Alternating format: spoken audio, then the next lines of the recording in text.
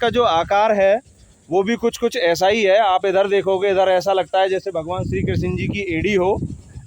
यहाँ पे 6-7 साल पहले बसंत पंचमी के दिन स्वयं श्री कृष्ण भगवान की लीला थी। अपने आप स्वयं बसंती रंग बरसा था, अपने आप स्वयं। और आप लोग भी कहाँ से, मथुरा तक से मीडिया यहाँ पे आई थी, फोटो वगैरह भी किए थे जी। लेकिन यहाँ पे किसी ने आके कोई वो नहीं की मोर कुंड है, ये बना नहीं है, ऐसे पड़े हैं।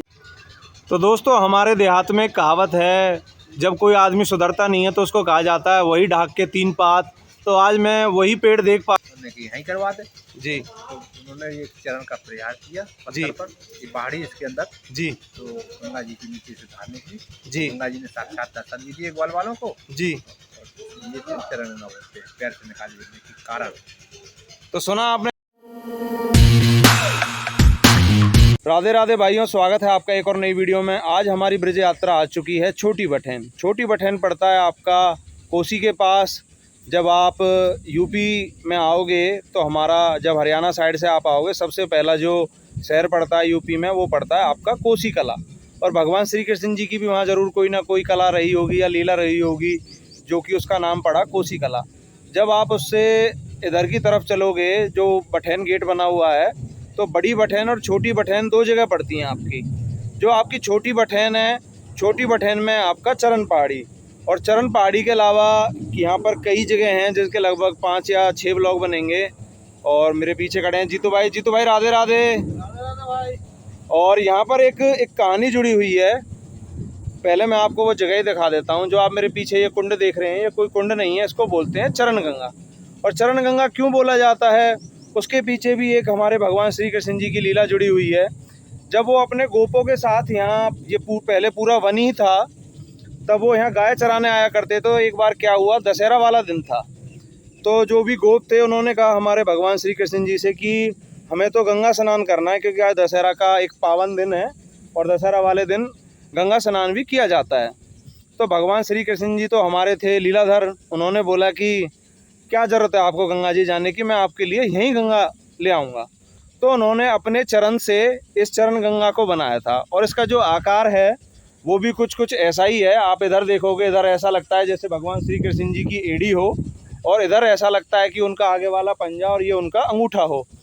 और इसमें एक और पद चिन्ह है जो इस पानी के नीचे हैं, वहाँ पर भी भगवान श्री कृष्ण जी के पद चिन्ह हैं। और जैसा हर की पौड़ी पर 5 सीढ़ियाँ हैं, आप मेरे पीछे भी गिन सकते हो, यहाँ भी 5 सीढ़ियाँ ही हैं।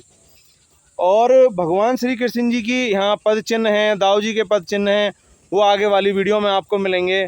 और यहाँ पीछे एक बहुत सुंदर एक शिव जी का परिवार है, वो भी मैं आपको दिखाता हूँ।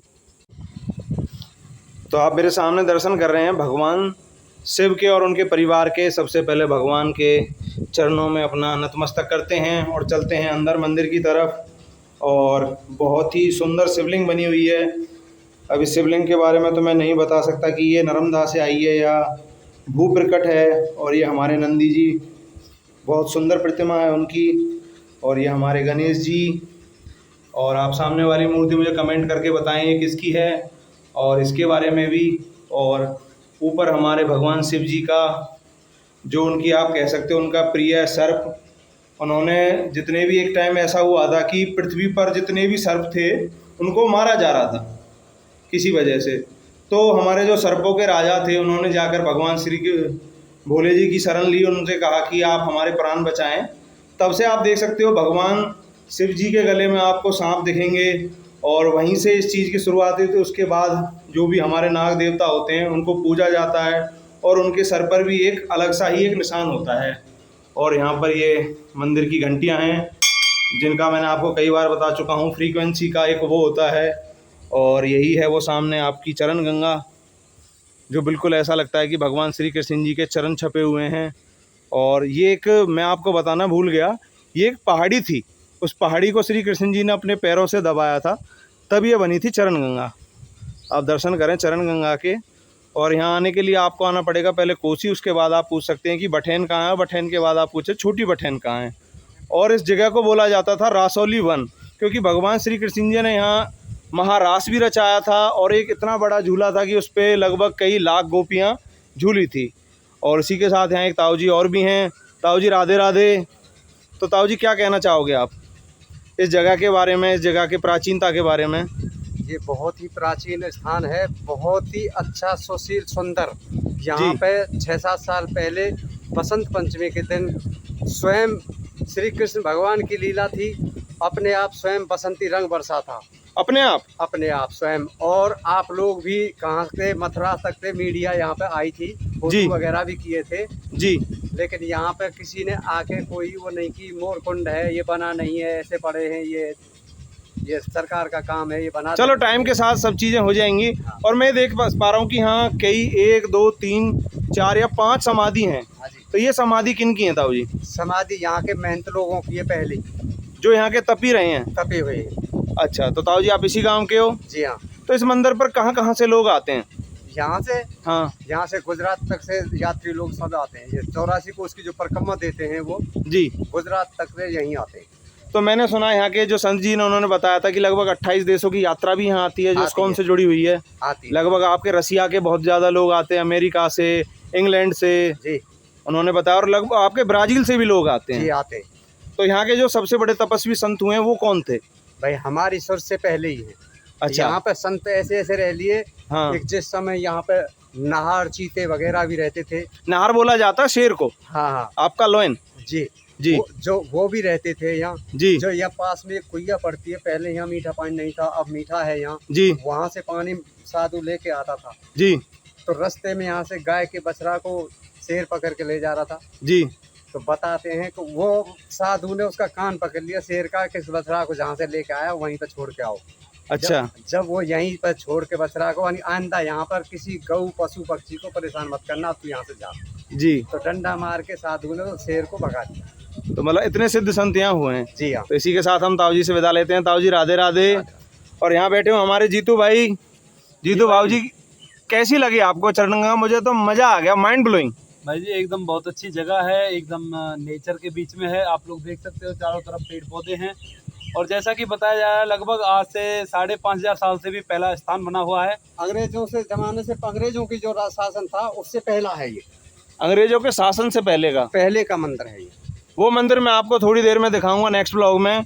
और जीतू भाई जी, जो चरण बने हुए हैं चरण पहाड़ी पर, मतलब उनको देखकर हमारे जो भी दर्शक हैं वो मंत्रमुग्ध हो जाएंगे, नहीं हो जाएंगे? बिल्कुल हो जाएंगे भाई जी, क्योंकि हम ही देखकर इतने खुश हो गए।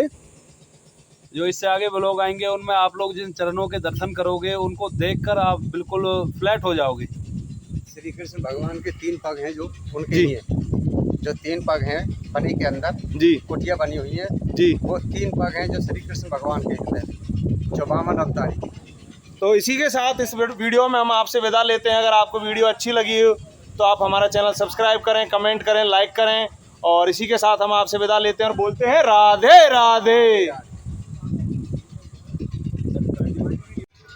तो दोस्तों, हमारे देहात में कहावत है, जब कोई आदमी सुधरता नहीं है तो उसको कहा जाता है वही ढाक के 3 पात।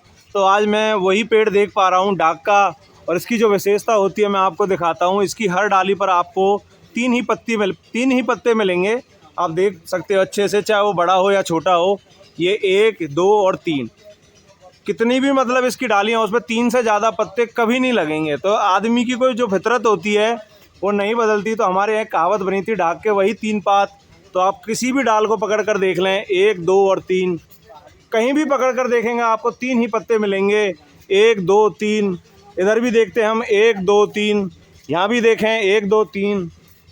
यही इसकी खासियत होती है, ढाक के 3 पात। यही कहावत बनी थी हमारे यहाँ पर। तो हमारे संत जी आ चुके हैं। हम संत जी के पैर छूकर उनका आशीर्वाद लेते हैं। संत जी आशीर्वाद दें। संत जी राधे राधे। तो संत जी, आप हमें बताइए सबसे पहले चरण गंगा के बारे में। चरण गंगा का क्या इतिहास रहा है? एक बार जैसे गंगा दशहरा पड़ता है जी। उस समय ग्वाल वालों ने भगवान गोपाल जी से रिक्वेस्ट की जी। कि मेरे गंगा जी का दर्शन करना और स्नान करना चाहता हूँ। तो जी। गोपाल जी ने बोला कि हम तुम्हें यहीं दर्शन करा दें, इसी जगह। जी। उन्होंने कि यहीं करवा दे। जी। तो उन्होंने एक चरण का प्रयास किया जी। पत्थर पर, ये पहाड़ी इसके अंदर। जी। तो गंगा जी के नीचे से धार निकली। जी। गंगा जी ने साक्षात दर्शन भी दिए ग्वाल वालों को। जी। ये थे चरण नवों पैर से निकाले देने के कारण।